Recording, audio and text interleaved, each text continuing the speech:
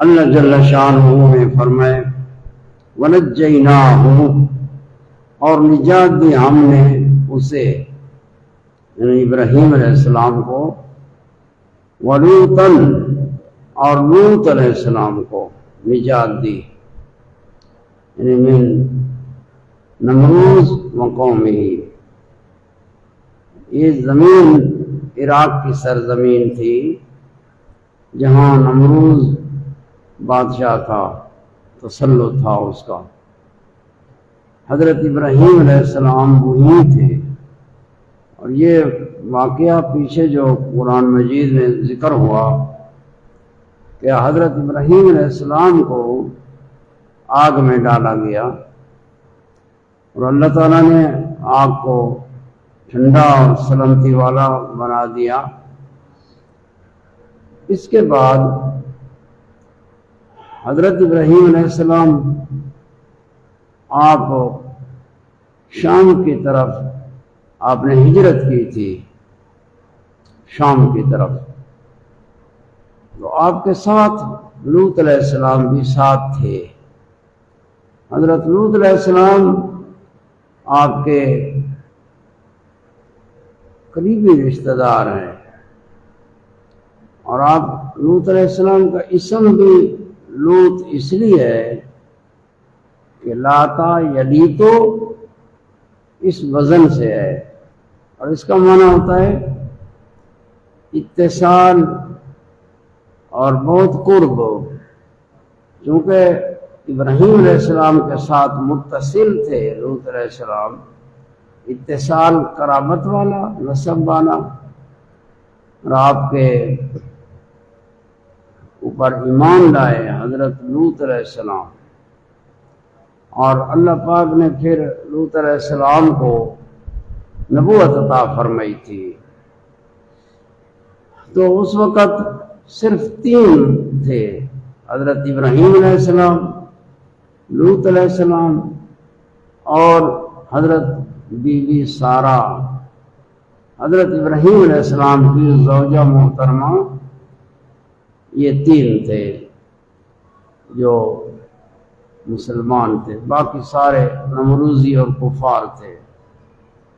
تو آپ پھر ہجرت کی، ہجرت ملک شام کی طرف، تو اللہ تعالیٰ نے اسی نجات کا ذکر فرمایا وَنَجَّيْنَاهُ وَلُوطًا، ہم نے ابراہیم کو نجات دی۔ نجات کس سے؟ نجات ظالم سے، نمرود سے اور اس کی قوم، وہ ظالم تھے، اس سے نجات دی۔ وَلُوطًا، اور لوط علیہ السلام کو نجات دی۔ إِلَى الْأَرْضِ الَّتِي بَارَكْنَا فِيهَا لِلْعَالَمِينَ، نجات دی ہم نے إِلَى الْأَرْضِ، یہ ارض التي بارکنا، یہ ارض مقدس ہے۔ ارض مقدس یہ شام کی سرزمین ہے، اور اس سرزمین کو ارض مقدس یعنی پاکیزہ سرزمین اللہ تعالیٰ نے قرآن مجید میں ایک مقام پر فرمایا ارض المقدسات، ارض مقدس، اور دوسرے مقام پر فرمایا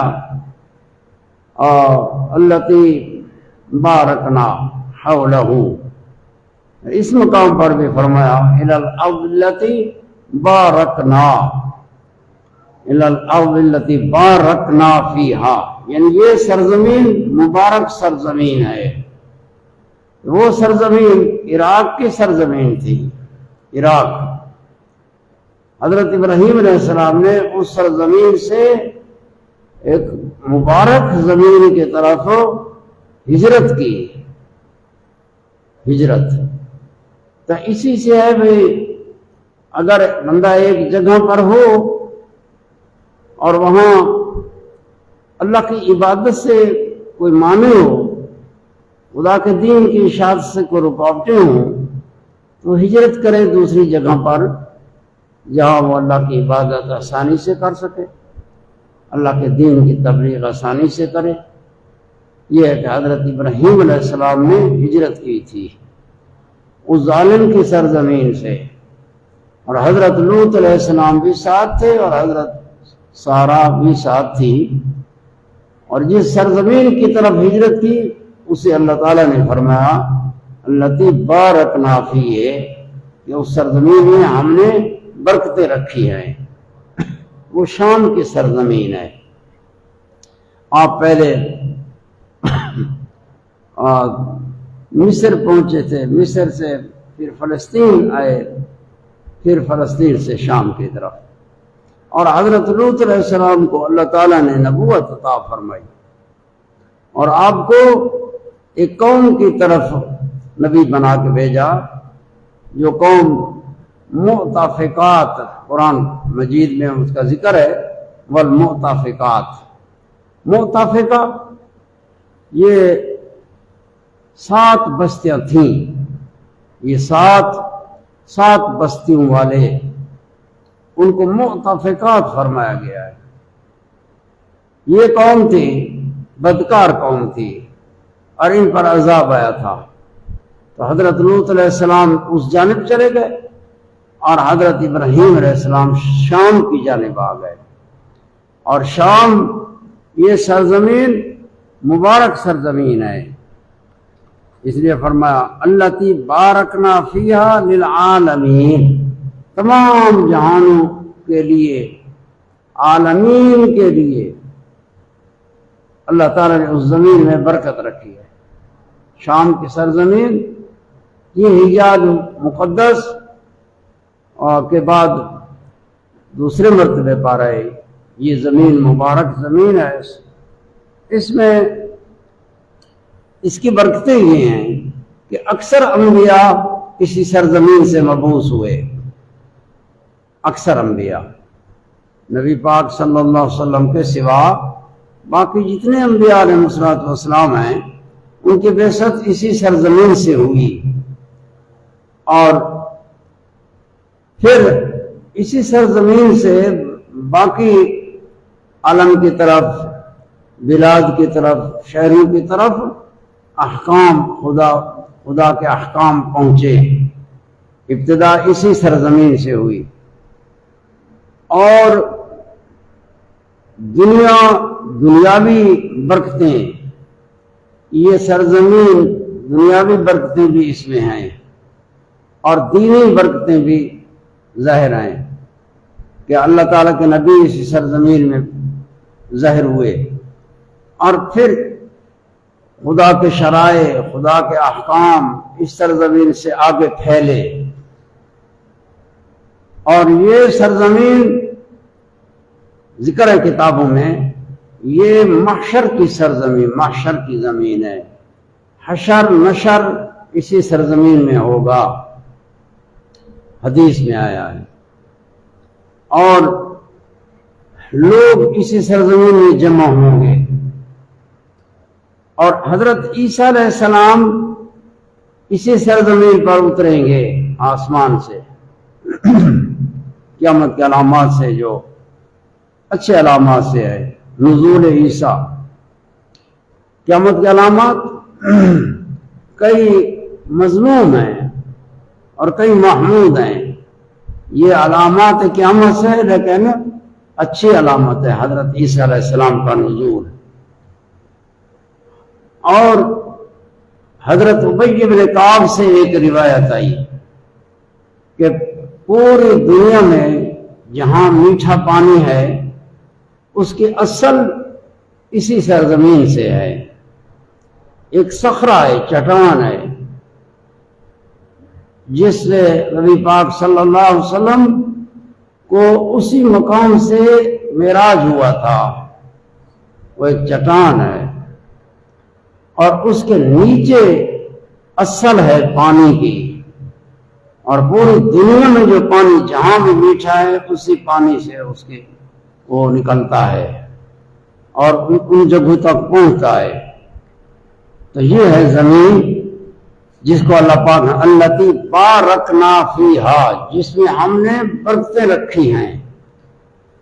اور حضور کریم صلی اللہ علیہ وسلم کی حدیث ہے کہ ہجرت بعد الہجرت ہوگی، لوگ ہجرت کریں گے، تو آپ نے فرمایا علیکم بالشام، تم نے شام کو لازم کر پکڑنا ہے، شام کی طرف جانا ہے۔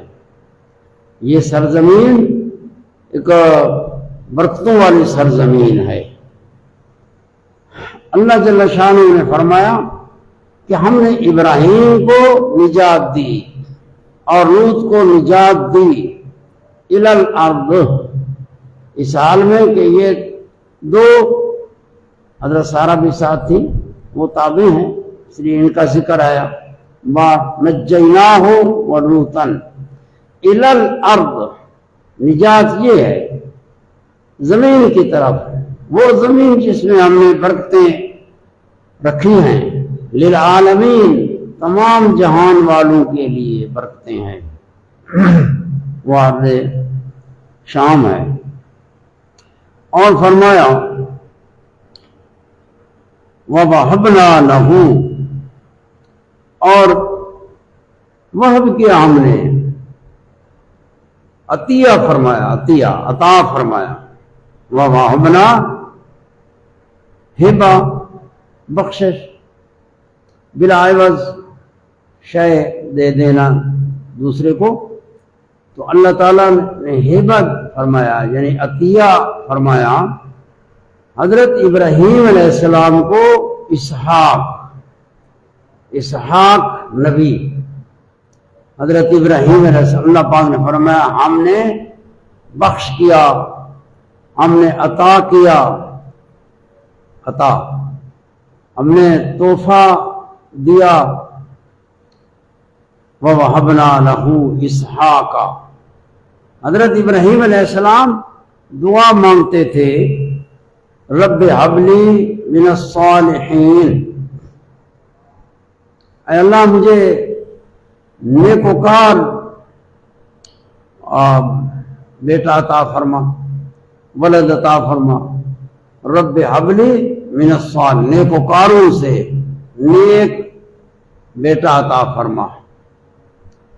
تو اللہ تعالیٰ نے پھر آپ کو اسحاق ہبہ فرمایا، عطا فرمایا، اسی کا ذکر ہے وَوَهَبْنَا لَهُ إِسْحَاقَ، ابراہیم بھی عبرانی زبان کا لفظ ہے اور اجمع ہے، اسحاق بھی، اسحاق کا عبرانی زبان میں معنی ہنسنے والا، تبسم کرنے والا، ضحاک، بہت پیارا۔ اسحاق اور اسماعیل یہ حضرت ابراہیم علیہ السلام کے صاحبزادے اسماعیل ہاجرہ سے ہیں، اسحاق سارہ بھی سے ہیں، سارہ، اور اسماعیل یہ بھی عبرانی زبان کا لفظ ہے۔ اللہ کے نبیوں کے نام اکثر ذکر آیا نا غیر منصرف ہے، علم ہے، اجمع ہے، تو یہ اسحاق علیہ السلام کا عطیہ اللہ پاک نے فرمایا، اس مقام پر ذکر فرمایا کہ اولاد نیکوکار ہو تو یہ اللہ تعالیٰ کی بڑی نعمت ہے، نیکوکار اولاد۔ اللہ تعالیٰ نے اس عطیے کا اور اس ہبے کا ذکر فرمایا کہ ابراہیم کو ہم نے نجات دی اور اب مقدس کی طرف، مبارک کی طرف ہجرت کی، اور ہم نے ابراہیم کو اسحاق عطا فرمایا۔ اسحاق یہ ذبیح اللہ جس کے متعلق ہے، حضرت اسماعیل علیہ السلام ہیں یا اسحاق ہیں، یہ بعد میں اسحاق کا کہا ہے، ذبیح اللہ اسحاق نبی ہے، زیادہ مشہور حضرت اسماعیل کے متعلق ہے، مشہور یہی ہے، بحث ہے۔ تو اللہ تعالیٰ نے اسحاق عطا فرمایا، یہ حضرت ابراہیم علیہ السلام کی دعا تھی، دعا سبب بنی کہ آپ دعا مانگتے تھے تو اللہ تعالیٰ نے فرمایا، ہم نے ابراہیم کو اسحاق عطا فرمایا، بخش دیا۔ تو یہ اولاد جو ہے، اس سے پتہ چلتا ہے کہ اولاد یہ اللہ تعالیٰ کی عطا ہے۔ اولاد بندے کا کسب نہیں ہے، بندے کا مکسوب نہیں ہے کہ بندے نے کوئی کسب کیا۔ اولاد کو کسب بھی کہا جاتا ہے، لیکن یہ مجازن ہے، یہ اللہ تعالیٰ کی عطا ہے، مواہب الرحمن سے ہے کہ اولاد، پھر نیکوکار اولاد۔ اور فرمایا وَيَعْقُوبَ نَافِلَةً، اور یعقوب عطا فرمایا۔ نافلہ، نافلہ کا معنی یعنی عطیہ زائد۔ فرق یہ کیا گیا، اسحاق اللہ تعالیٰ نے عطا کیا ابراہیم علیہ السلام کی دعا سے، وہ دعا ہے، اور یعقوب بغیر مانگے اللہ تعالیٰ نے عطا فرمایا۔ نافلہ اس لیے کہا، ایک معنی ہے نافلہ، جیسے ہم کہتے ہیں بھئی واجب تو نہیں ہے، نیکی ہے، اس کو نفل کہا جاتا ہے، فرض کے اوپر زائد ہے۔ اور ایک نافلہ کا معنی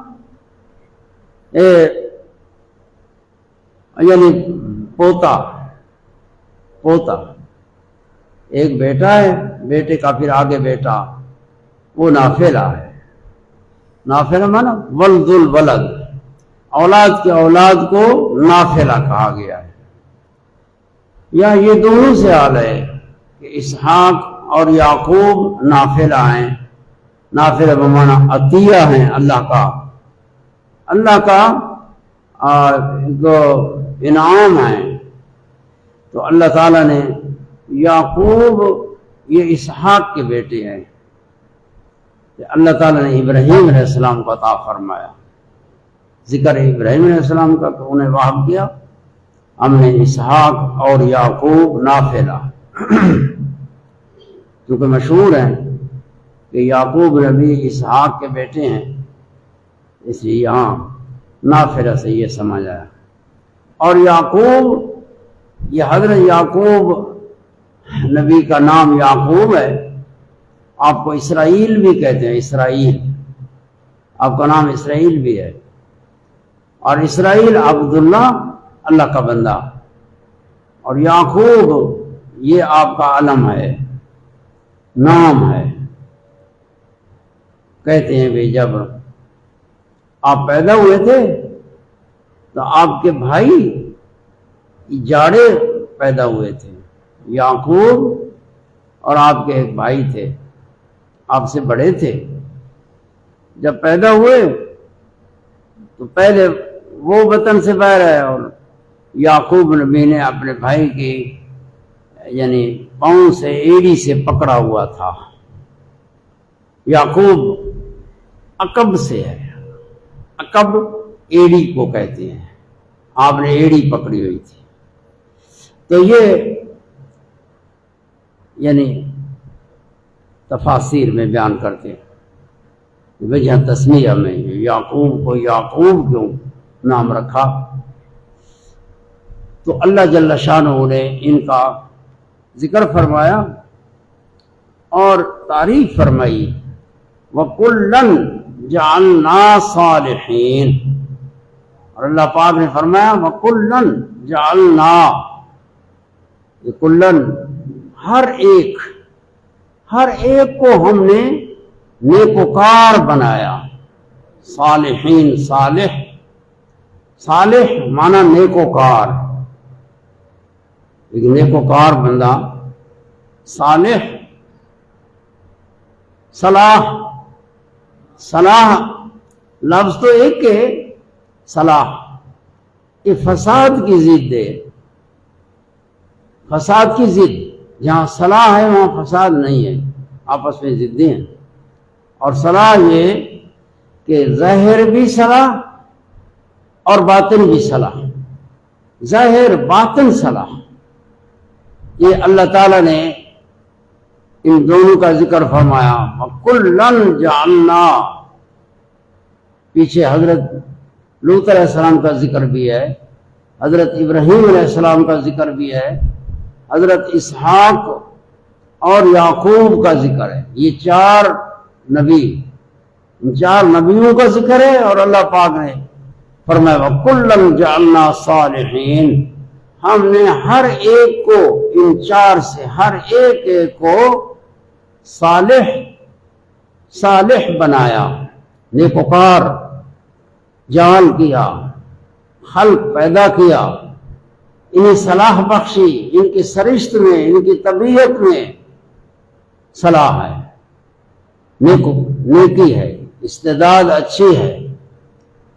یہ اللہ کے نبیوں کی شان ہے کہ وہ پیدا ہوتے ہیں، وہ نیکوکار ہوتے ہیں.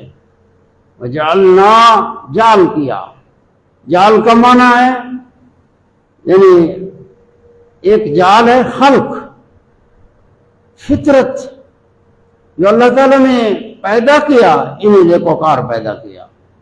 ظاہر باطن کئی ہوتے ہیں، اللہ تعالیٰ پیدا کرتا ہے سلیم ہوتے ہیں، لیکن ان کے طبیعت میں اور نفس امارہ طبیعت اس میں خرابی آتی ہے. نفس امارے کی خواہشات ہیں، لیکن اللہ کے نبی ان کو جو پیدا کیا وہ صالح ہیں، نیکوکار ہیں، پاک صاف ہیں، ظاہراً بھی باطناً بھی.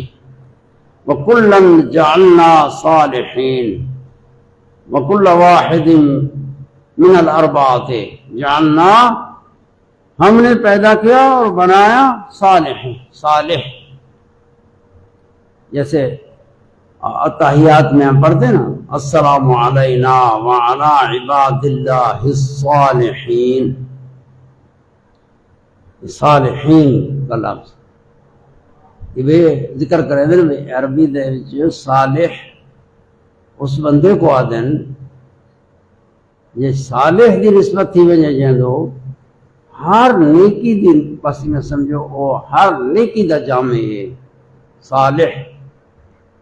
معراج دی رات نبی پاک صلی اللہ علیہ وسلم جب آسمانوں میں تشریف لے گئے اور اللہ کے نبیوں سے ملاقاتیں ہوئیں،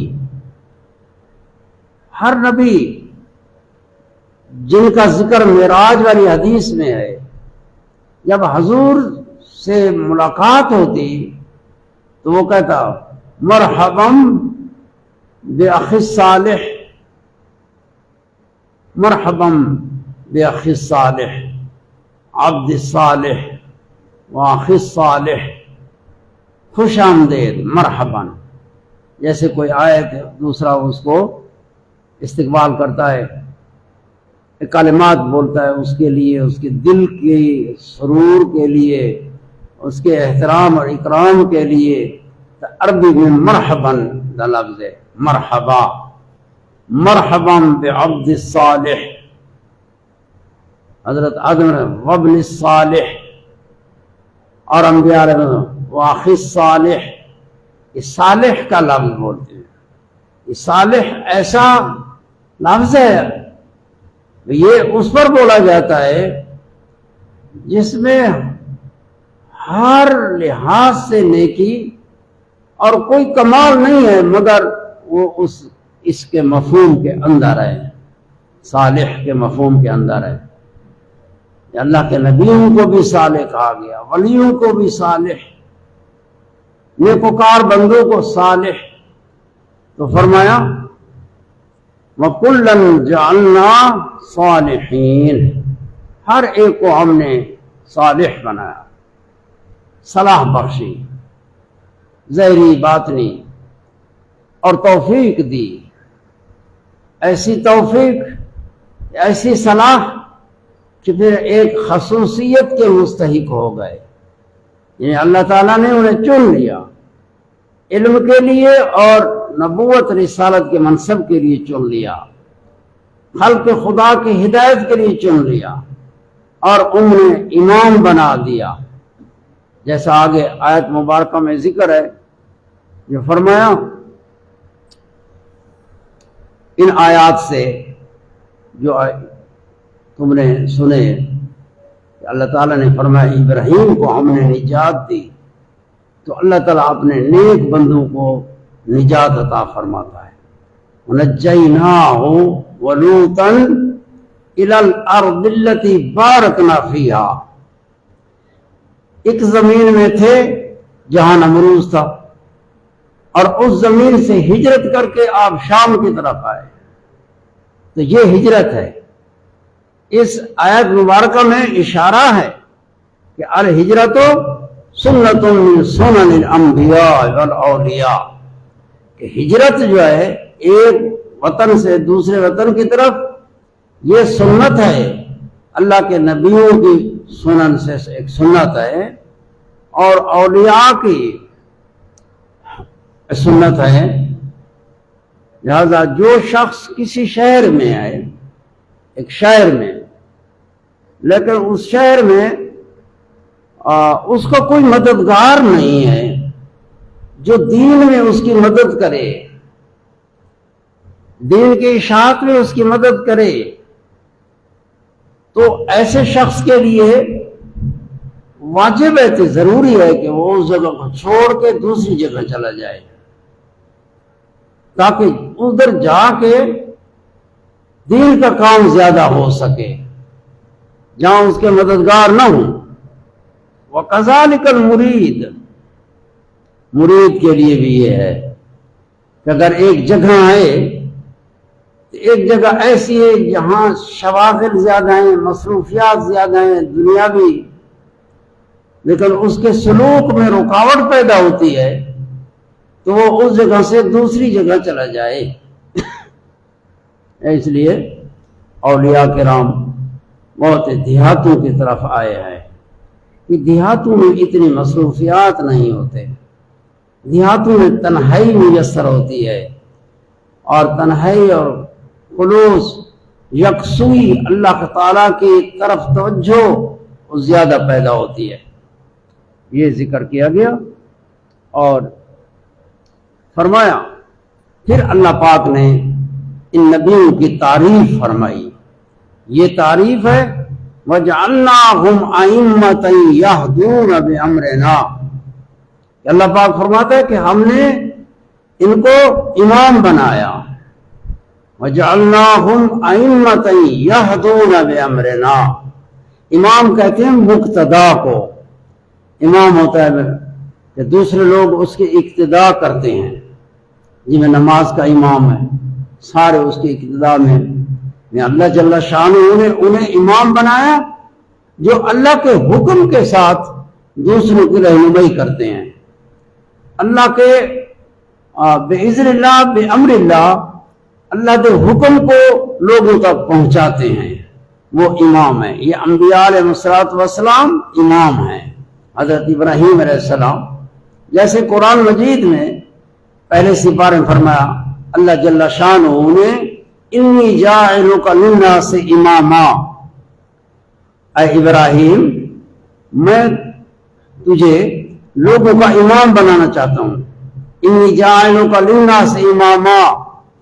حضرت ابراہیم علیہ السلام نے اللہ سے دعا مانگی، تو عرض کی، اس طرح دعا میں ایک تلقینی دعا ہے، تلقینی، وَمِن ذُرِّيَّتِي، اے اللہ میری بعض ذریت، بعض میری ذریت بنا اولاد، میری بعض اولاد کو بھی امام بنا۔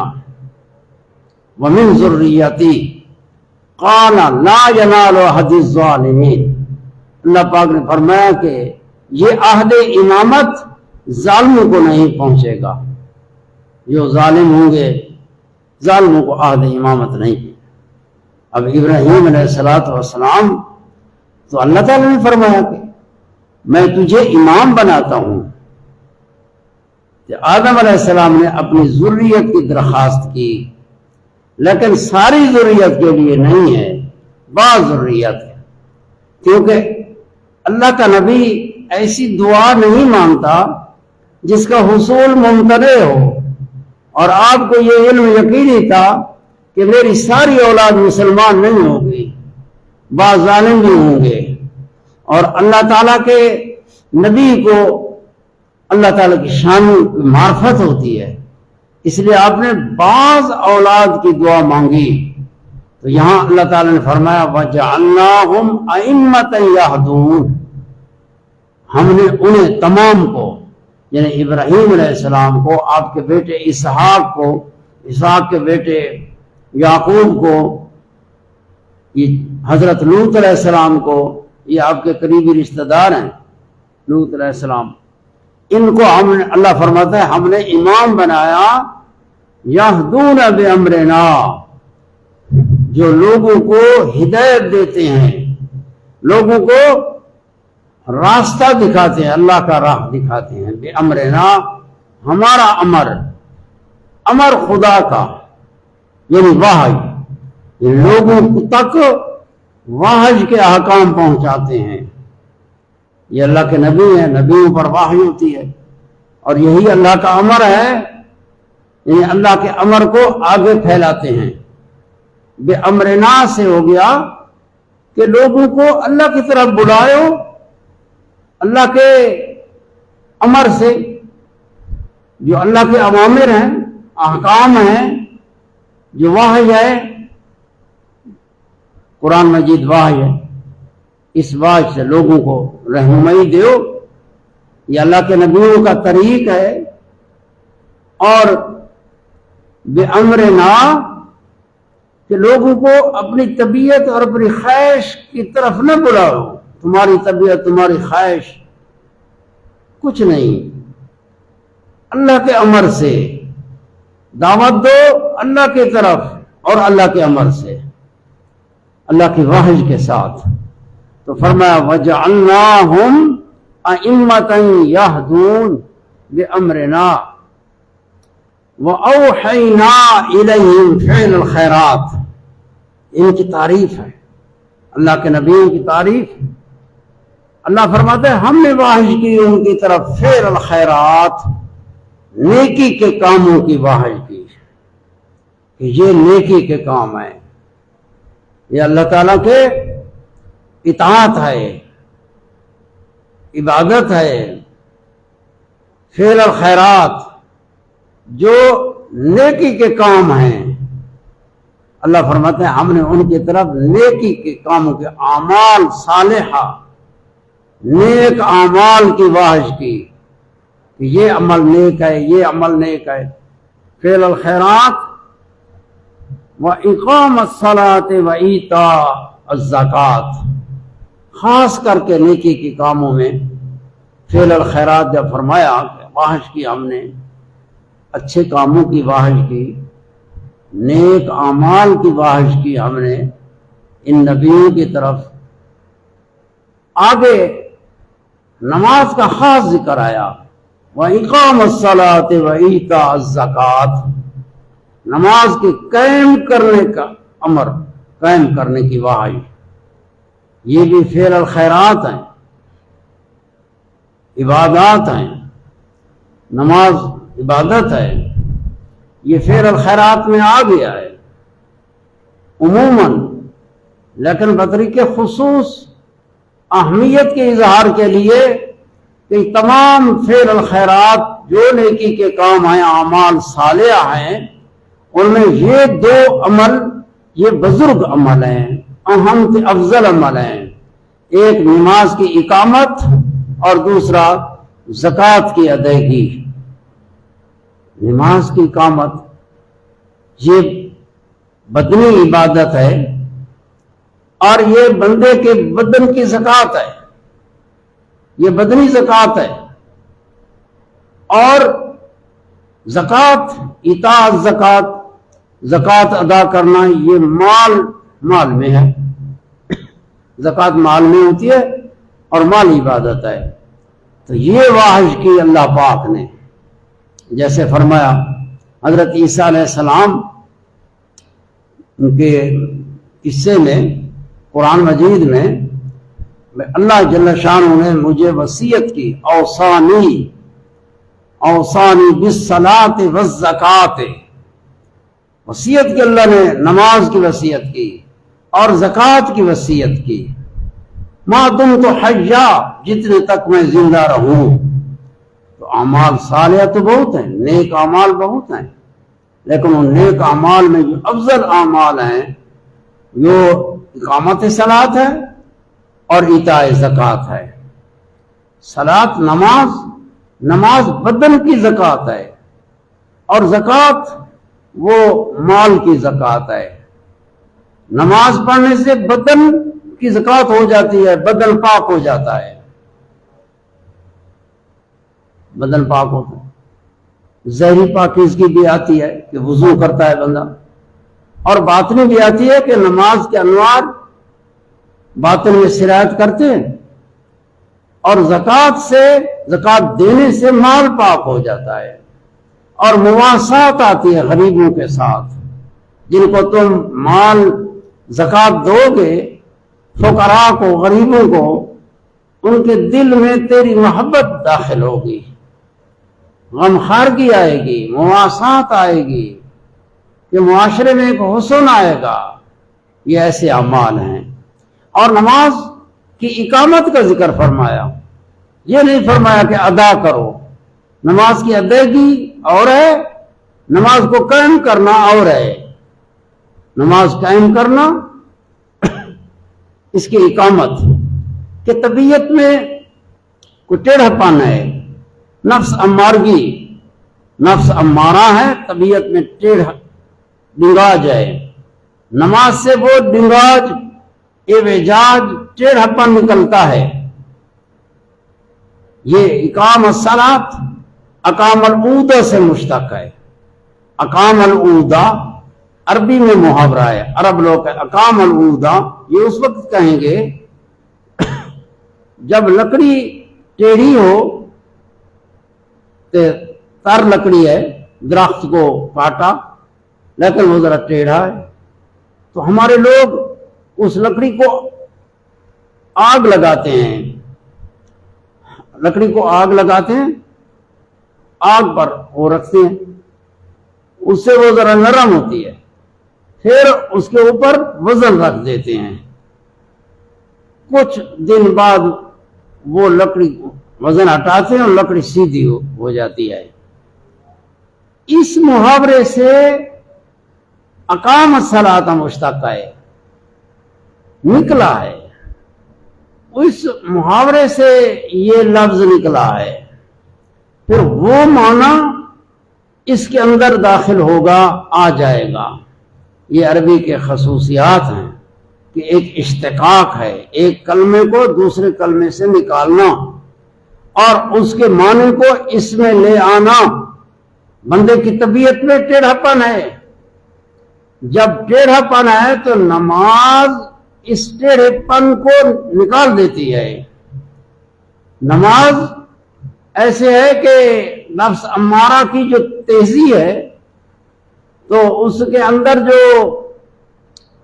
ٹیڑھا پن ہے، نماز پڑھے گا طبیعت سیدھی ہو جائے گی.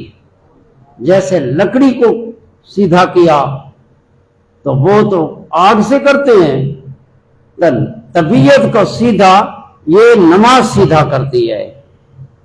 دیکھو نماز سیدھا کرتی ہے، کیونکہ نماز پڑھے گا تو ایک مجاہدہ ہے، ایک اپنے ریاضت اور مشقت ہے. گرمی ہے، سردی ہے، سویا پڑا ہے یا کام میں مصروف ہے، سارے ایک چھوڑے گا، وضو کرے گا، اور پانی ٹھنڈا لگ رہا ہے، طبیعت ناپسند کر رہی ہے، لیکن ساری تکلیف برداشت کرے گا. بس ایک قسم کی آگ ہے جیسے نفس امارہ کو لگ رہی ہے، اور نفس امارہ کی جو امارگی ہے وہ جل رہی ہے، اور اس سے باطن سیدھا ہو رہا ہے.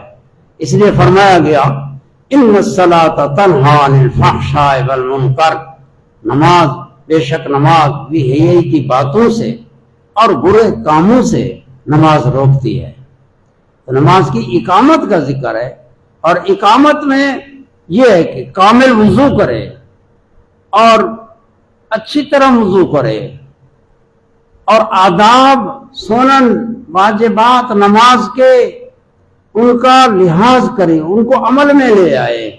ایسی نماز جس میں جماعت بھی ہو، کیونکہ نماز جماعت کے ساتھ، یہ کہ جماعت کے ساتھ نماز پڑھنا کیسا ہے؟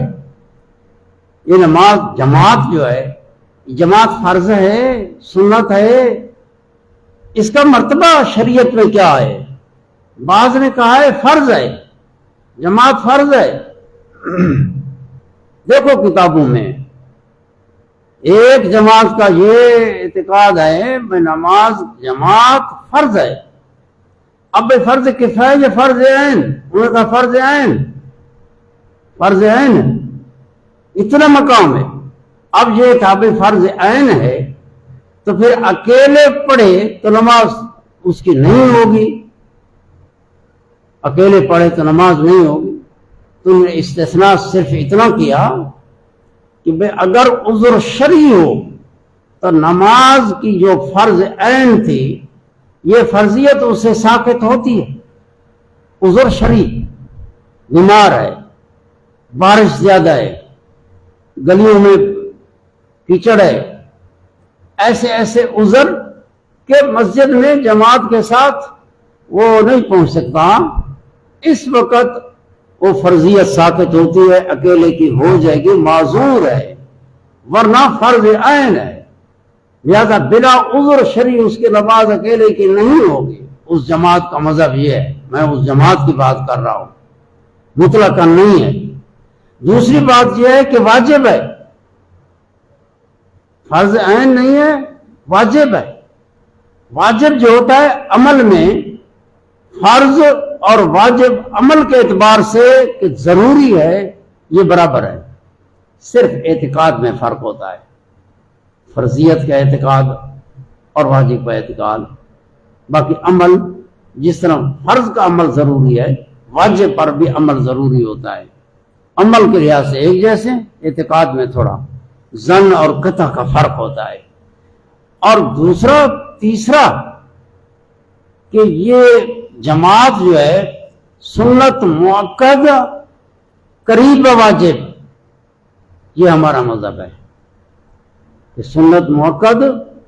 تو اقامت صلاۃ میں کہ اللہ پاک فرماتا ہے نماز قائم کرو، یہ جماعت بیچ آ گئی، مستحبات بیچ آ گئے، واجبات بھی جو واجبات ہیں نماز کے، تعدیل ارکان ہے، یعنی رکوع کے وقت جھکو اور اپنی پیٹھ کو برابر کرو، پیٹھ تمہاری برابر ہو، اس طرح ہو کہ قوس کی طرح تھوڑا سا اس طرح ہو گیا، سر نیچے کر لیا، پیٹھ برابر ہو، اور سجدہ، اور اس میں تسبیحات، مرغ کے وہ جو نکرا ہے، مرغ جب دانہ چگتا ہے تو اس طرح کرتا ہے، فوراً سر اٹھاتا ہے، اس نماز سے حضور نے منع فرمایا۔ یہ تعدیل ارکان ہے، یہ اس کے واجبات ہیں اور سنن ہیں، نماز کے کامل ہونا، یہ نماز ہوگی۔ اور میں اس لیے کہتا ہوں کہ اللہ پاک نے فرمایا کہ ان الصلاۃ تنہی عن الفحشاء والمنکر، نماز بھی ہے کہ باتوں سے روکتی ہے، نماز برے کاموں سے روکتی ہے، یہ اللہ تعالیٰ کی خبر ہے، یہ خبر دی خدا نے۔ تم نماز ہم جیسے نماز بھی پڑھیں اور بے حیائی کی باتیں بھی کریں، برے کام بھی کریں، جی تو اس کا کیا مطلب ہوگا؟ اس کا مطلب یہ ہوگا کہ ہماری نماز صحیح نہیں ہے۔ اگر نماز صحیح ہوتی، اللہ کی خبر سچی کہ نماز صحیح ہے، وہ بے حیائی کی باتوں سے روکتی ہے، نماز صحیح ہے، برے کاموں سے روکتی ہے۔ اور زکوٰۃ اس کی اپنی جگہ پر ایک فضیلت ہے، اور زکوٰۃ مالی عبادت ہے، مال پاک ہوتا ہے، مال بڑھتا بھی ہے، زکوٰۃ کا معنی، ایک زکوٰۃ کا معنی ہے زکا یزکو، اس کا معنی ہوتا ہے کسی شے کا بڑھنا، ایک زکوٰۃ کا معنی بڑھنا، جیسے پودا لگایا تو پودا نشو و نما پاتا ہے، بڑھتا ہے۔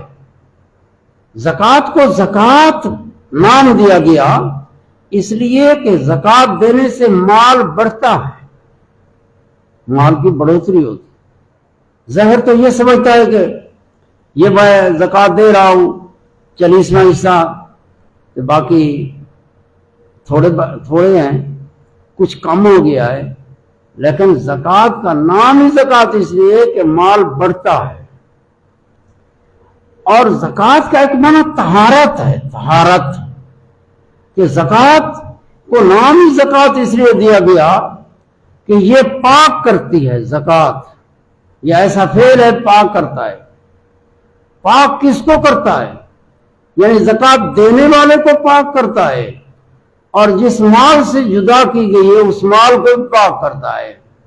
تو مال بھی پاک ہوتا ہے، بندہ بھی پاک ہو جاتا ہے۔